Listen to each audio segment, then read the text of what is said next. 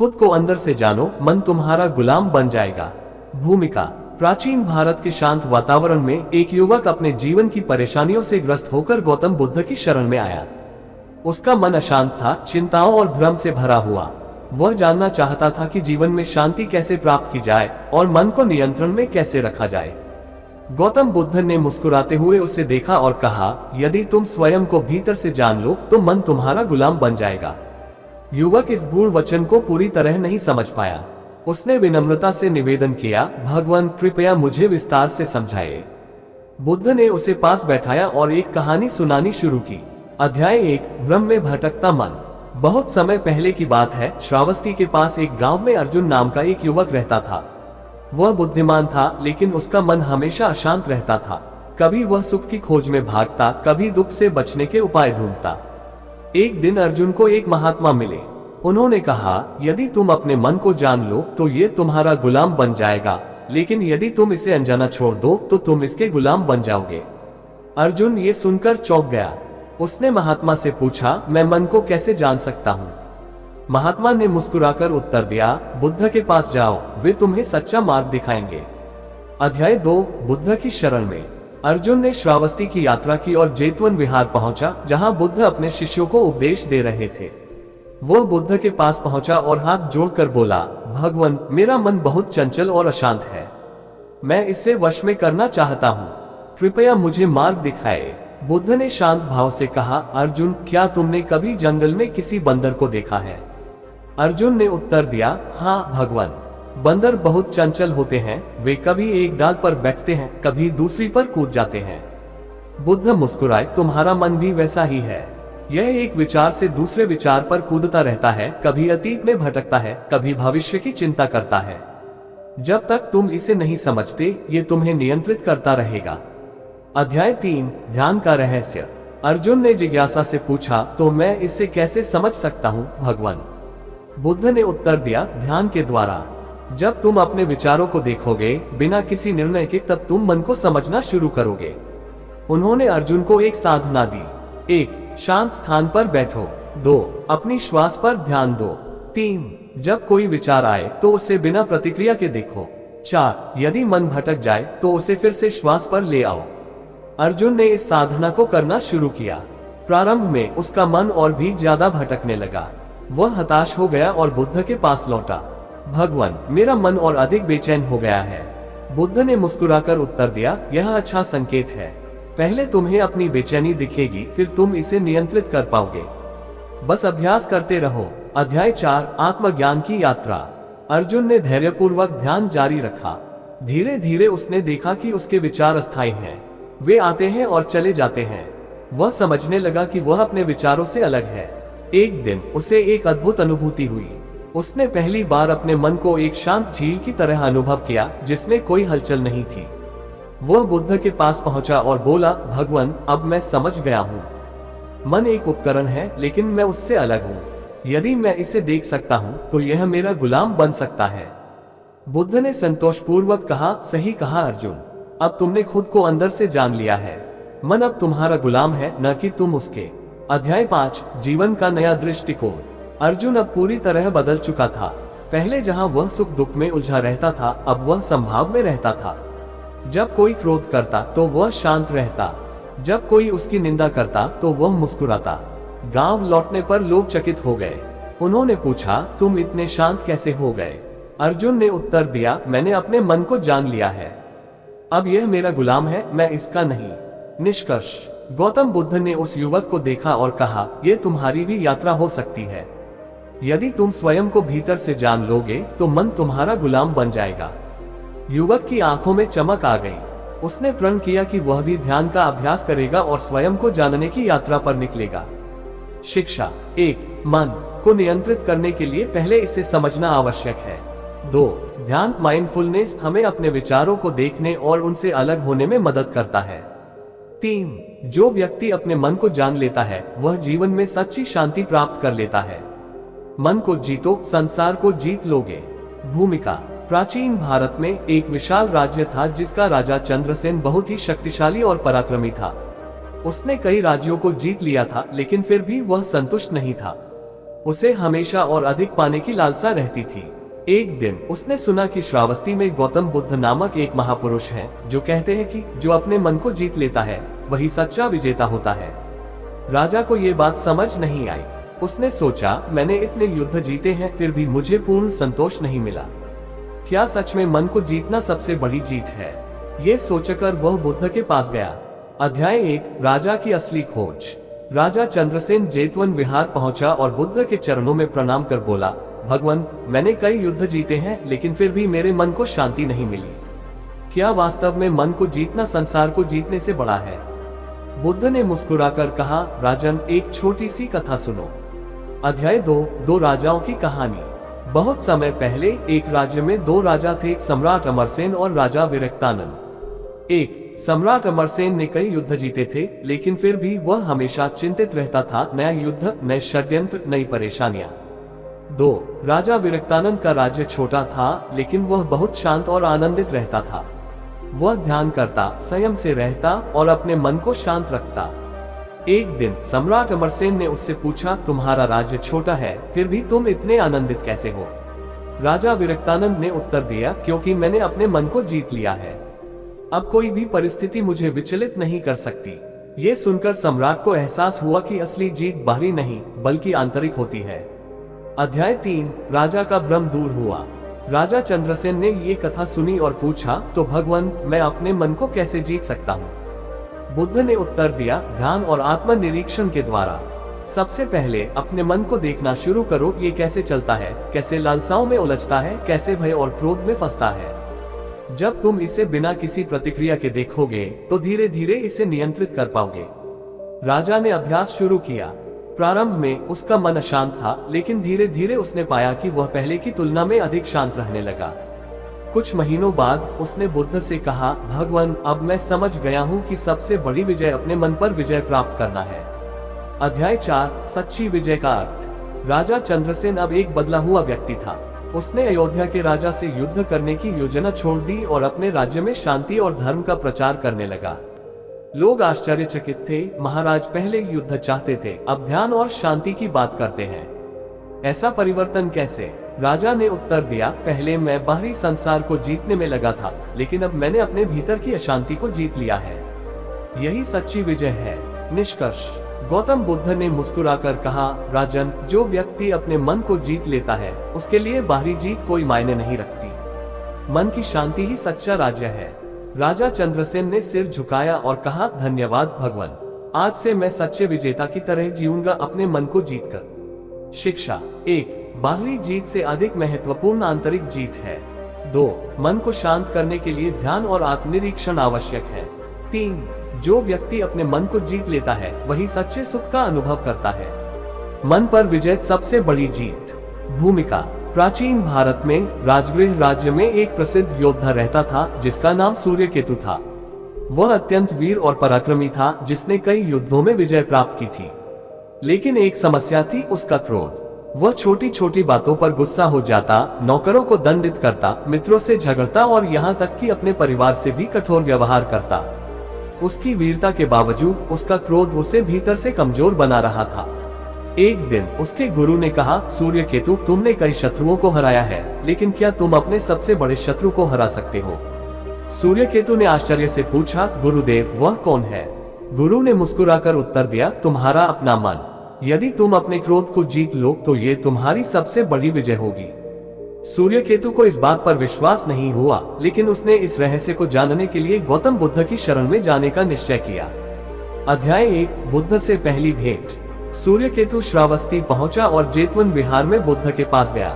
उसने विनम्रता से कहा, भगवान, मैंने कई युद्ध जीते हैं लेकिन मेरा क्रोध मुझसे नहीं जीता जाता। कृपया मुझे इसे नियंत्रित करने का उपाय बताएं। बुद्ध ने मुस्कुराकर कहा, यदि कोई तुम्हें अपशब्द कहे तो तुम क्या करोगे? सूर्यकेतु ने तुरंत उत्तर दिया, मैं उसे दंड दूंगा। बुद्ध बोले, यदि कोई तुम्हें उपहार दे और तुम उसे स्वीकार न करो तो वह उपहार किसका रहेगा? सूर्यकेतु ने उत्तर दिया, स्वाभाविक रूप से देने वाले का। बुद्ध ने कहा, ठीक वैसे ही यदि कोई तुम्हें अपमानित करे और तुम उसे स्वीकार न करो तो वह अपमान उसका ही रहेगा। क्रोध पर प्रतिक्रिया देना उसे स्वीकार करने जैसा है। सूर्यकेतु इस उत्तर से प्रभावित हुआ लेकिन पूरी तरह संतुष्ट नहीं हुआ। उसने पूछा, तो मैं अपने क्रोध को कैसे नियंत्रित करूं?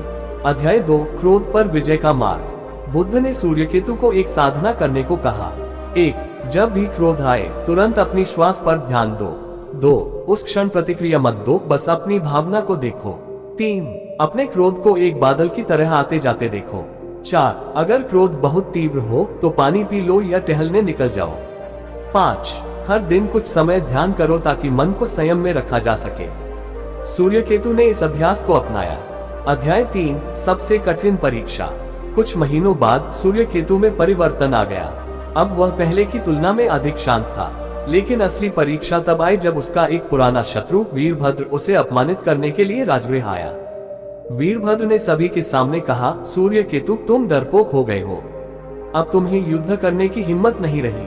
पहले होता तो सूर्यकेतु तुरंत तलवार निकाल लेता, लेकिन अब उसने अपनी श्वास पर ध्यान दिया।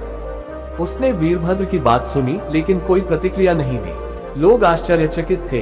वीरभद्र को भी समझ नहीं आया कि सूर्यकेतु इतना शांत कैसे रह सकता है। सूर्यकेतु ने मुस्कुराकर कहा, तुम मुझे क्रोधित नहीं कर सकते क्योंकि अब मैं अपने मन का स्वामी हूँ। अध्याय 4, सच्ची वीरता की पहचान। जब ये समाचार गौतम बुद्ध तक पहुंचा तो वे मुस्कुराए और बोले, वास्तविक योद्धा वही है जो अपने क्रोध को जीत ले। बाहरी युद्ध लड़ना आसान है लेकिन आंतरिक युद्ध कठिन होता है। सूर्यकेतु ने ये समझ लिया था।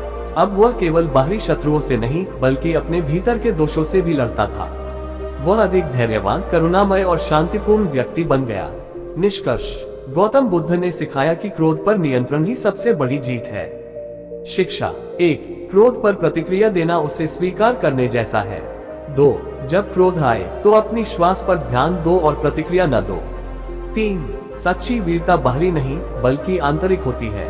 4. जो अपने मन को नियंत्रित कर लेता है वही संसार में सबसे महान योद्धा होता है।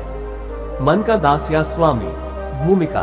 बहुत समय पहले मगध राज्य में अश्वसेन नाम का एक युवक रहता था। वह बहुत बुद्धिमान था लेकिन उसकी सबसे बड़ी समस्या ये थी कि उसका मन हमेशा इधर उधर भटकता रहता था। कभी उसे भविष्य की चिंता सताती तो कभी वह अतीत की गलतियों में उलझा रहता। जब वह पढ़ाई करता तो उसका ध्यान कहीं और चला जाता। जब वह कोई काम करता तो मन उसे बार बार बाधित करता। एक दिन उसने सुना कि गौतम बुद्ध श्रावस्ती में उपदेश दे रहे हैं। वह उनकी शरण में गया और हाथ जोड़कर कहा, भगवान, मेरा मन मेरा सबसे बड़ा शत्रु बन गया है। मैं इसे नियंत्रित नहीं कर सकता, कृपया मुझे कोई उपाय बताइए। बुद्ध ने मुस्कुराकर कहा, यदि मन को नियंत्रित नहीं किया जाए तो वह हमारा सबसे बड़ा शत्रु बन जाता है, लेकिन यदि इसे साध लिया जाए तो ये सबसे बड़ा मित्र बन सकता है। अश्वसेन को ये सुनकर जिज्ञासा हुई। उसने पूछा, भगवान, क्या आप मुझे ये बात किसी उदाहरण से समझा सकते हैं?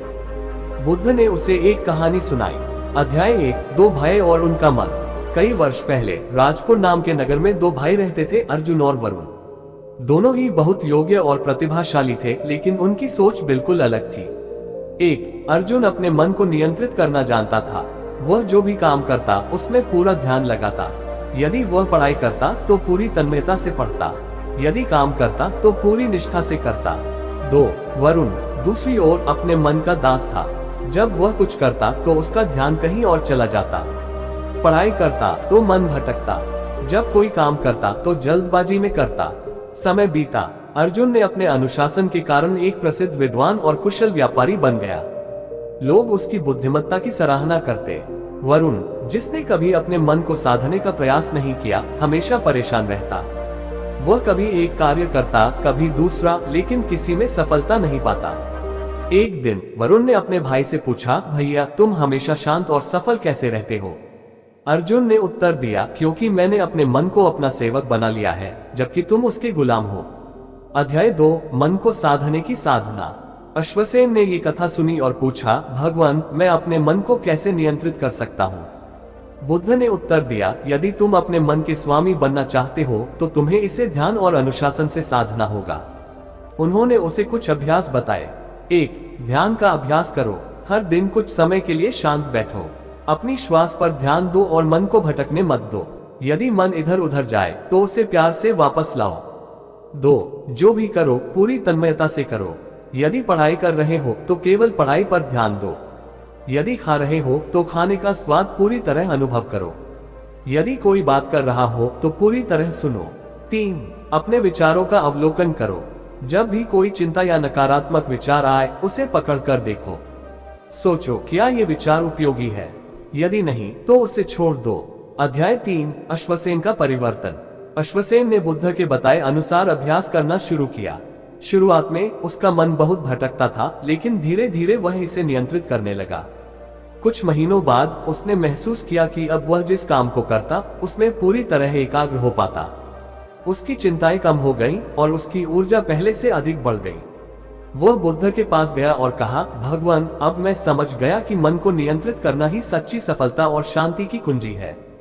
बुद्ध मुस्कुराए और बोले, यदि तुम अपने मन के स्वामी बन जाओ तो कोई भी बाधा तुम्हें रोक नहीं सकती, लेकिन यदि तुम मन के गुलाम बने रहोगे तो जीवन भर संघर्ष करते रहोगे। अध्याय 4 सच्ची सफलता की कुंजी। अश्वसेन अपने गांव लौटा और एक नया जीवन शुरू किया। अब वह हर कार्य में पूरी तन्मयता से ध्यान लगाता था। उसकी बुद्धिमत्ता और कार्यकुशलता देखकर लोग चकित रह जाते। धीरे धीरे वह अपने क्षेत्र में सबसे सफल व्यक्ति बन गया। जब भी कोई उससे उसकी सफलता का रहस्य पूछता तो वह केवल एक ही बात कहता, जो अपने मन को जीत लेता है वह अपने भाग्य को भी जीत लेता है। निष्कर्ष, गौतम बुद्ध ने कहा था, मन ही बंधन है और मन ही मुक्ति है। यदि तुम इसे नियंत्रित कर लो तो ये तुम्हें स्वर्ग की ओर ले जाएगा, लेकिन यदि ये तुम्हें नियंत्रित करे तो यह नरक का द्वार खोल देगा। शिक्षा 1. जो अपने मन को नियंत्रित कर सकता है वह किसी भी कार्य में सफलता पा सकता है। 2. ध्यान और अनुशासन से मन को साधा जा सकता है। 3. सच्ची सफलता बाहरी नहीं बल्कि आंतरिक विजय से मिलती है। 4. जो व्यक्ति अपने मन का स्वामी बन जाता है वह जीवन में कभी असफल नहीं होता। सच्ची आजादी जब मन गुलाम न बने। भूमिका। प्राचीन भारत के विदिशा नगर में आदित्य सेन नाम का एक प्रसिद्ध राजकुमार था। वह बहुत बुद्धिमान, शक्तिशाली और धनी था। उसके पास हर प्रकार की सुख सुविधाएं थीं, लेकिन एक समस्या थी, वह हमेशा अशांत और व्याकुल रहता था। कभी उसे भविष्य की चिंता सताती, कभी वह अतीत की गलतियों पर पछताता। जब अकेला होता तो अनजाने भय से भर जाता। जब मित्रों के बीच होता तो कंपैरिजन, तुलना के कारण दुखी हो जाता। वह सोचता, मेरे पास सब कुछ है फिर भी मैं भीतर से खाली क्यों महसूस करता हूँ। एक दिन उसने सुना कि श्रावस्ती में गौतम बुद्ध उपदेश दे रहे हैं। उसने सोचा क्या वे मेरी इस बेचैनी का हल बता सकते हैं, और वह उनकी शरण में गया। अध्याय 1 राजकुमार की उलझन। आदित्य सेन ने बुद्ध से कहा, भगवान, मैं संसार के सबसे शक्तिशाली राजकुमारों में से एक हूँ। मेरे पास सब कुछ है, धन, शक्ति, ऐश्वर्य, फिर भी मेरा मन अशांत रहता है। मुझे कभी शांति नहीं मिलती। बुद्ध मुस्कुराए और बोले, राजकुमार, क्या तुम सच में आजाद हो? आदित्य सेन ने हैरानी से पूछा, भगवान, मेरे पास इतनी संपत्ति और शक्ति है, मैं क्यों आजाद नहीं हूँ? बुद्ध ने उत्तर दिया, जिसका मन गुलाम हो वह कभी आजाद नहीं हो सकता। आदित्य सेन को यह सुनकर आश्चर्य हुआ। उसने पूछा, क्या आप मुझे ये बात किसी उदाहरण से समझा सकते हैं? बुद्ध ने उसे एक कहानी सुनाई। अध्याय 2 दो कैदी। बहुत समय पहले अम्रपाली नामक नगर में दो कैदी थे। एक पहला कैदी वास्तव में जेल में बंद था, लेकिन उसका मन शांत था। उसने सोचा, भले ही मेरा शरीर कैद में है, लेकिन मेरा मन स्वतंत्र है। मैं इसे ध्यान और साधना से नियंत्रित कर सकता हूँ। दूसरा कैदी बाहर स्वतंत्र था, लेकिन उसका मन उसकी इच्छाओं और चिंताओं का गुलाम था। वह हमेशा परेशान रहता था, कभी धन की चिंता, कभी नाम और प्रसिद्धि की चिंता। बुद्ध ने पूछा, अब बताओ, दोनों में से वास्तव में आजाद कौन था? आदित्य सेन ने उत्तर दिया, पहला कैदी, क्योंकि उसका मन स्वतंत्र था। बुद्ध मुस्कुराए और बोले, यही तुम्हारी समस्या है राजकुमार। तुम्हारा मन तुम्हारी इच्छाओं, चिंताओं और भयों का गुलाम बन गया है। जब तक तुम अपने मन को नियंत्रित नहीं करोगे तब तक सच्ची आजादी नहीं पा सकते। अध्याय 3 मन को आजाद करने का उपाय। आदित्य सेन ने पूछा, तो भगवान, मैं अपने मन को कैसे स्वतंत्र कर सकता हूँ? बुद्ध ने उत्तर दिया, तुम्हें 3 चीजों का अभ्यास करना होगा, ध्यान, वर्तमान में जीना और संतोष। 1 ध्यान मेडिटेशन। हर दिन कुछ समय के लिए शांत बैठो, अपनी श्वास पर ध्यान दो और मन को भटकने मत दो। धीरे धीरे तुम्हारा मन नियंत्रित होने लगेगा। 2 वर्तमान में जीना। अतीत की चिंता मत करो, भविष्य की कल्पना में मत उलझो। जो भी करो उसे पूरे ध्यान और तन्मयता से करो। यदि भोजन कर रहे हो तो केवल खाने पर ध्यान दो। यदि चल रहे हो तो केवल चलने का आनंद लो। 3 संतोष का अभ्यास। जो तुम्हारे पास है उसके लिए आभार प्रकट करो। आवश्यकता और लालसा के बीच का अंतर समझो। सुख बाहरी चीजों में नहीं बल्कि मन की अवस्था में है। अध्याय 4 राजकुमार का परिवर्तन। आदित्य सेन ने इन शिक्षाओं का पालन करना शुरू किया। कुछ ही महीनों में उसने एक बड़ा परिवर्तन महसूस किया। अब उसे छोटी छोटी चीजों में भी आनंद मिलने लगा। उसका मन शांत रहने लगा। इच्छाओं और भय की जकड़न धीरे धीरे समाप्त होने लगी। एक दिन उसने बुद्ध से कहा, भगवान, अब मैं समझ गया कि असली आजादी बाहरी नहीं बल्कि आंतरिक होती है। अब मेरा मन मेरा दास नहीं बल्कि मेरा मित्र बन गया है। बुद्ध ने मुस्कुराकर कहा, अब तुम सच्चे राजा बन गए हो राजकुमार। जो अपने मन का स्वामी बन जाता है वही सच्चा शासक होता है। अध्याय 5 सच्ची आजादी का रहस्य। आदित्य सेन अब पूरी तरह बदल चुका था। वह पहले की तरह ऐश्वर्यशाली था, लेकिन अब वह भीतर से भी शांत और संतुष्ट था। लोग उससे पूछते, महाराज, आपकी शांति और प्रसन्नता का रहस्य क्या है? वह उत्तर देता, जब मन तुम्हारा दास नहीं बल्कि तुम्हारा मित्र बन जाए तभी सच्ची आजादी मिलती है। निष्कर्ष।